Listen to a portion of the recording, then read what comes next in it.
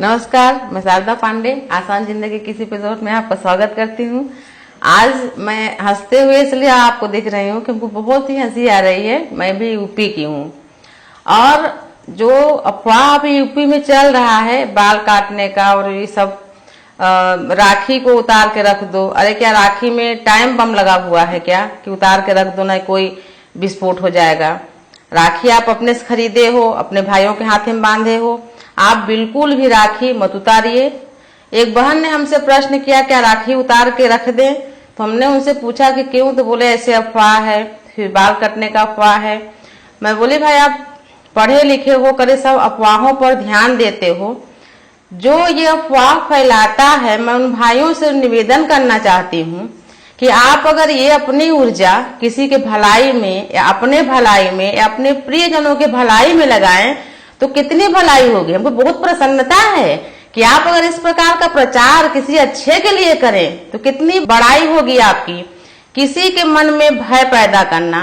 अच्छा, जो ये बाल कटने वाली बात है ये किसी एक ने फैलाया और किसी के मन में डर डाल दिया कि देखो तुम्हारा ऐसा अहित होने वाला है, ये चीज हो रहा है, ये बलिदान माना जाता है कि ये बाल का बलिदान, जैसे हम झालर उतरवाते हैं तो आप ऐसा करो और नहीं तो आपके साथ ये हो जाएगा। तो माताएं बहनें ऐसा कर रही हैं कि अपना बाल खुद ही काट के और फेंक दे रही हैं कि उनसे इस ऐसा करने से उनका बचाव होगा, उनकी सुरक्षा होगी। उनको ऐसा कोई बताया।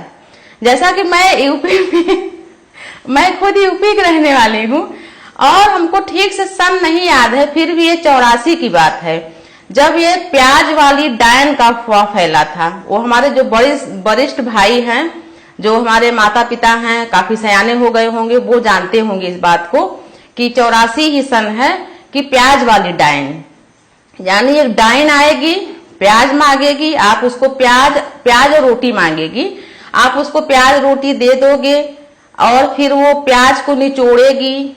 तो अगर उस प्याज से खून निकला तो आप मर जाओगे, खून नहीं निकला तो ठीक है। तो अब भाई जो प्याज रोटी देगा तो इंतजार थोड़ी करेगा कि प्याज को निचोड़े फिर देखे कि खून निकला तो हम मरे या जिंदा रहे। तो भाई बोले तो बहुत खतरनाक ये है विकल्प, इसका दूसरा विकल्प क्या है। तो ये अफवाह फैलाने वाले पहले समस्या बताएंगे फिर उसका समाधान भी बताते हैं। तो बताए हाँ ऐसा तो खतरा है, तो ऐसा है उसका विकल्प कि आप अपने घर के सामने पंजे का निशान लगा दो, तो वो डायन पंजे का निशान को देख के नहीं आएगी। जो हमको सुन रहे हैं बड़े भाई, हमारे बहने, माताएं उस समय रोटी वाली डायन की कहानी अच्छी तरह से जानती होंगी। काजल का टीका गोलाई में दरवाजे के पास काजल का टीका लगाएं और सिंदूर को थाली में रख के उसको अच्छे से पंजे में लगा के दोनों तरफ छापा मार देते थे। तो डर के मारा ये सब किए, ये सबको ये विकल्प अच्छा लगा। काफी दिनों के बाद ये पता चला, जब हम लोग इस बात को दोहराते थे कि भाई ऐसा ऐसा हुआ, इसका हल क्या निकला, डायन किसी के यहाँ आई या नहीं आई, या कोई प्याज रोटी दिया, किसी के प्याज से खून निकला, पता किए, मतलब चर्चा होती थी। तो पता लगा कि कोई पार्टी के कोई विशेष जो वरिष्ठ लोग हैं, प्रतिद्वंदी लोग, आपस में ये चर्चा किए कि भाई हमारा ज्यादा पब्लिक में नाम है कि आपका। तो ये पंजे के निशान वाले ये जताना चाहे कि हमारा है, इसके लिए हमें कुछ समय चाहिए। तो उसके लिए वो 3 महीने का समय मांगे। तो 3 महीने के भाई अगर खुद अपने व्यक्तियों को नियुक्त करते किसी के घर में जाके छापा लगाने को, तो काफी उनका खर्च पड़ता। लोगों के मन में डर भय जब भर दिए तो लोग खुद अपने घर में छापा लगाने लगे। इस कार्य में 3 महीना लगा। उसके बाद जब सर्वे हुआ तो जो दूसरी पार्टी वाले थे बोले कि हाँ यार ये तो सही बात है, ये तो सबकी जगह, मतलब सबके घरों के सामने में पंजा का निशान है और ये काफी लोग सब चाहते हैं। तो इस टाइप की अफवाहें उड़ती हैं, इस पर आप ध्यान न दें। मैं आपसे बिल्कुल ही कह रही हूँ कि कोई भी अपना राखी उतार के न फेंके, न उससे डरे। गोगा नवमी पर अपनी राखी उतारे, गंगा में या किसी चलते हुए पानी में विसर्जन कर दें, या बहन का प्रेम स्नेह मान के उसको संभाल के रखें। बहुत सारे भाई अपनी बहन के राखी कई सालों से संभाल के रखे रहते हैं, उसमें लिख के एक बैग में करके अच्छे से लिख के हाँ कि इस सन की राखी बांधी, हमारी बहन इस सन में राखी बांधी। तो आप इन अफवाहों में ना आए। इसी प्रकार की अफवाह मैं आपको और बता रही हूं। आप अपनी ऊर्जा इन अफवाहों में न लगा के अपनी उन्नति में लगाएं। जो भाई बहन जो इतने सातिर दिमाग के हैं, जो अफवाह फैलाते हैं, वो भी हमको अगर सुन रहे हो, मैं उनसे बार बार यही निवेदन करूंगी कि लोगों को भ्रम में न डालें। जिस ऊर्जा को हम सही दिशा में उपयोग करना चाहिए, उस ऊर्जा को हम इस अफवाहों में देकर अपना समय नाश न करें और अपनी ऊर्जा को सही जगह लगाएं। एक अफवाह और, ये हमको सही सन तो नहीं याद है, फिर ये लगभग 2000 या 2001 की बात है कि लिहेजा लिहेजा लिहेजा एक मंत्र कोई बताया। किसी भी मतलब गांव का जो पड़ाव होता है, अपने गांव का यानी दूसरे गांव वाले आके कोई हांडी में गड़ंत गाड़ देंगे तो उस गांव का नाश हो जाएगा। अब मैं तो अभी जहां हूं यहीं पर थी मैं, तब भी जब मैं वहां गई तो हमारे जो देवर हैं, बाकी लोग भाई लोग हैं, सब लोग बताए भरी ठंडी में, यानी कि ये पूस की ठंडी की बात है, नवंबर दिसंबर की, जनवरी की बात है, बेचारे पूरे रात अपने गांव में जो मतलब बड़े बड़े रास्ते होते हैं गांव में अंदर आने की तरफ, वहां जाके भरी ठंडी में बड़े बड़े जो अपने अरहर और के पेड़ वगैरह होती है, सब उसके पास खड़े होकर बेचारे लाठी डंडा लेकर और ये मंत्र जपते थे। मतलब समस्या देने वाला समाधान भी बताया। हांडी कहीं भी डाल देगा, आप कैसे जानोगे? मान लो चलो आप उस रास्ते में खड़े हो जो मेन रास्ता है, मेन रास्ते से ना हो कि आप खेत में से कहीं से भी कोई आया गड़ंत गाड़ दिया, तो इसका विकल्प क्या है? तो वो व्यक्ति विकल्प भी बताता है कि इसका विकल्प यही है कि आप ये मंत्र रात भर जपो कि लिहेजा लिहेजा लिहेजा। ये सब क्या बेवकूफी है बताइए। और इतना डर भर देते हैं लोगों के अंदर कि लोग अपनी भूख प्यास, नींद, अपना काम, अपने बच्चों को स्कूल ले जाना ले आना सब छोड़ के दिन भर काम करें और रात भर लिहेजा लिहेजा करें और सोने को उनको फुर्सत नहीं है, खुद बीमार होकर अस्पताल पहुंच जाते हैं। ये बताइए कितनी बड़ी बेवकूफी है। मैं आपसे अभी से लेकर आगे भी जो हमको बच्चे सयाने जो भी सुन रहे हैं, सयाने तो ऐसा नहीं करेंगे, बच्चे और बच्चों के मन में काफी बुरा असर पड़ता है इन बातों का। अगर इसी में माँ बाप इस बात को खुद माँ बाप ही अगर करेंगे तो बच्चे और भी भयभीत हो जाते हैं।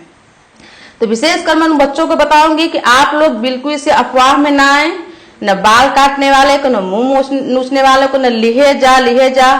जो उस समय के बच्चे हैं वो जानते होंगे कितना भयावह था। हमारे भाई लोग देवर लोग सब बताते थे कि हम लोग पूरी रात, यानी कि जैसे ही सूर्य ढले और सूर्य निकलने तक पूरी रात गांव वालों का मतलब लगता था कि भाई हम इतने दिन हम लिहेजा लिहेजा बोले हैं, इतने दिन आप बोलोगे, अब इतने दिन मैं सोऊंगा तो इतने दिन आप सोओगे। ये क्या बेवकूफी है। अंत में उसका हल क्या निकला? कुछ नहीं। मतलब समय समय पर ऐसे महान व्यक्तित्व प्रकट होते रहते हैं जिनके मन में ये खुराफात सूझता रहता है और इतनी भयानक खुराफात किससे न किसी का कुछ फायदा होता है, नुकसान भले होता है लोगों का। अपने बच्चों को लोग स्कूल नहीं भेजते और तमाम बातें, महिलाएं बाहर न निकले, ये वो। तो मैं सबसे यही कहना चाहती हूँ कि अभी से लेकर आगे अगर कोई भी अफवाह फैलती है आप बिल्कुल उस पर ध्यान न दें। हाँ, आप सजग जरूर रहें। जैसे एक अफवाह और भी फैली थी, कोई विशेष स्वामी जी थे। जब मैं आपको एक कहानी बताऊंगी तो स्वामी जी के नाम से आपको याद है। वो स्वामी जी, विशिष्ट स्वामी जी, नाम हम नहीं लेंगे उनका, वो चम्मच से दूध पिलाए भगवान श्री गणेश जी को। और उसके बाद जो वहां के संत साधु थे उनसे बोल दिए कि हमने दूध पिलाया, भगवान गणेश जी दूध पिए। उसके बाद जो बाकी लोग थे वो भी गए, वो भी दूध पिलाए, दूध पिए। तो और बाकी जो लोग थे वो भी दूध पिलाए, दूध पिए, हो गया।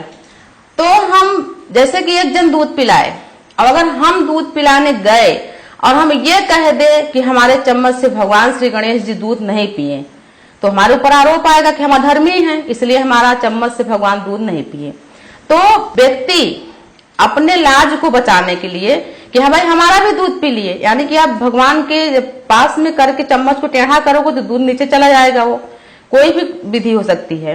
ये हम कहते नहीं कि भगवान के ऊपर श्रद्धा मत रखो, भक्ति मत रखो, लेकिन ये एक ट्रिक है कि अगर हम कहेंगे हमारा दूध पी लिए तो अगला व्यक्ति भी कहेगा कि हमारा दूध पी लिए, या तुम्हारा दूध नहीं पिए तो क्यों नहीं पिए, इसका मतलब तुम अधर्मी हो। तो ये सब बातें आप अपने मन से निकाल दें और मैं बार बार उन बहन भाइयों से निवेदन करूंगी जो जिनके मन में ये खुराफात सूझती है।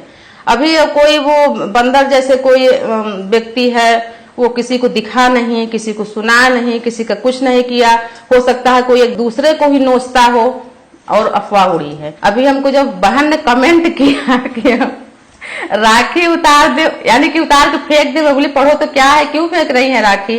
तो बोले हाँ ऐसे ऐसे अफवाह है। तो मैं सब बहन से, भाइयों से, बच्चों से, विशेषकर हमको बच्चों से बहुत ही स्नेह और लगाव रहता है, उनको मैं बताना चाहती हूँ कि बेटा अपनी बहन के द्वारा बांधी हुई स्नेह से धागा वो बंधा रहने दो। गोगा नवमी को उतार को आप जल विसर्जन करना और आप किसी अफवाह में मत पड़े। विशेषकर जो पढ़े लिखे भाई बहन हैं, जो नहीं पढ़े लिखे उनको समझाएं कि यह अफवाह है। और मैं उन माताओं बहनों को बताना चाहती हूँ जो अपना बाल खुद ही काट के बलिदान दे रही हैं किसी व्यक्ति विशेष के कहने से कि अगर आप ऐसा करोगे नहीं तो आपका ये वो हो जाएगा। आप मेरी बात मानो, आप अपने बाल को बलिदान मत करो, कुछ नहीं होगा, कुछ नहीं होगा, कुछ नहीं होगा। और आपसे मैं यही निवेदन करूंगी, बार बार निवेदन करूंगी कि आप इन सब बातों से बिल्कुल बचें, अपने बच्चों को बचाएं। इस तरह की जानकारी हम आपको और भी देंगे। आप देखते रहिए आसान जिंदगी, और बाल काटने वालों से और राखी उतरवाने वालों से बिल्कुल सजग रहिए। आप बिल्कुल ही ये मत सोचिए कि आप बिल्कुल निश्चिंत हो जाइए। इन असामाजिक तत्वों से आप बचे रहिए, इनसे बचना बहुत जरूरी है। आप अपनी ऊर्जा अपनी उन्नति में लगाइए और देखते रहिए आसान जिंदगी। तब तक के लिए नमस्कार। सब्सक्राइब करें हमारे चैनल को आसान जिंदगी और इस बेल आइकन को प्रेस करें इसी तरह के और वीडियोस प्राप्त करने के लिए।